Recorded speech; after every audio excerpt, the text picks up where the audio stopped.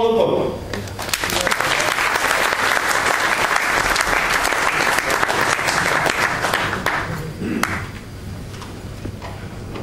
Ladies and gentlemen, good evening. I'm afraid I'm going to have to do my formal duties first, and I will just try and skip through that because I appreciate time is tight.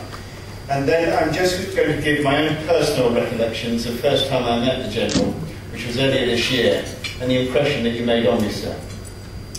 But I will just start with a brief introduction.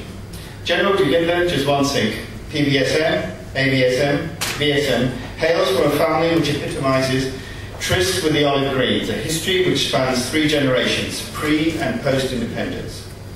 The roots of the family draw their steadfast determination, raw courage, and groundings from the land of rugged mountains.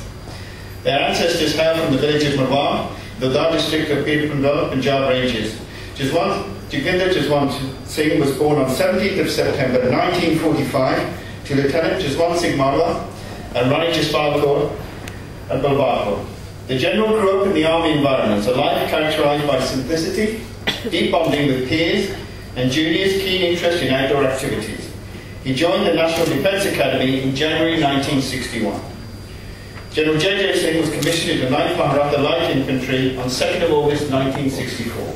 He became the 22nd Chief of Army Staff and commanded the 2nd largest army in the world from 31st of January 2005 to 30th September 2007.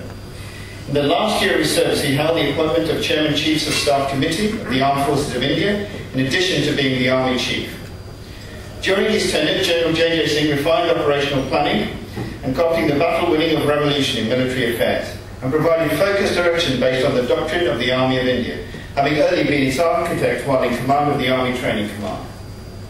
His operational experience of over 12 years gave him the insight to develop the profound philosophy of the iron fist in velvet gloves, to successfully conduct the counter-terrorist operations.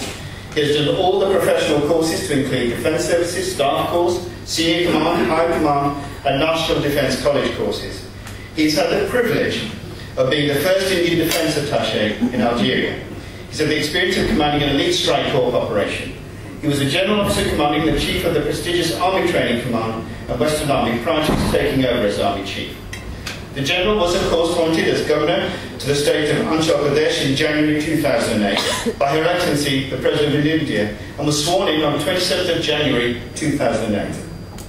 Andhra Pradesh is strategically located in the northeast of India and has common borders with China, Burma and Bhutan. Immediately after taking over as the Governor, His Excellency hosted the Honourable Prime Minister of India on the 31st of January 2008.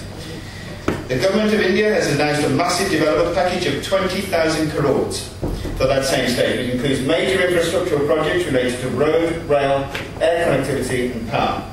The Government is taking keen interest in monitoring all the development activities and security of the state, as well as taking care of its special constitutional obligation with regard to maintenance of law and order in the state. In fact, with his main presence and the pace of development has multiplied manifold.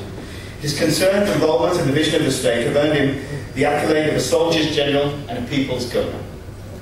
Ladies and gentlemen, these are official titles, and I could go on all evening about this, because your accomplishments are very distinguished indeed. But I just want to stray, if I can, with one thing. Earlier this year, I actually heard the General speak, and he touched on many subjects, the philosophy of humanity. But one thing you did say, sir, which still stays with me to this day, you said, "We are all guilty occasionally in human nature of always praising our fellow colleagues and our loved ones on special occasions. But it's often when we're doing the humdrum things that we have to remember those things." So it was just a few weeks ago, sir, that I followed your advice, and I saw a seller selling a single rose. Recently, we just celebrated our 20th wedding anniversary with me and my wife, so I thought I'd stop, take 10 minutes out of my day and pick up this rose. I have to say, sir, I followed all of your advice. The moment I brought the rose home to my wife, she said, "What have you done wrong, Paul?" She said, "What are you trying to cover up?" So if you could do me one favour, General, if you could actually sign a book for me, sir, and explain that I was acting on your instructions, and if I could give it to my wife, it will make my life very much easier.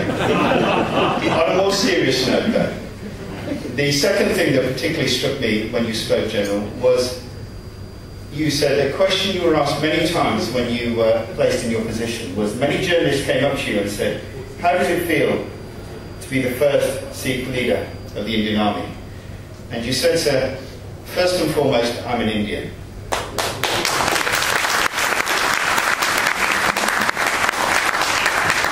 And I think in that sentence you encapsulated so much of what the Indian philosophy and spirit is.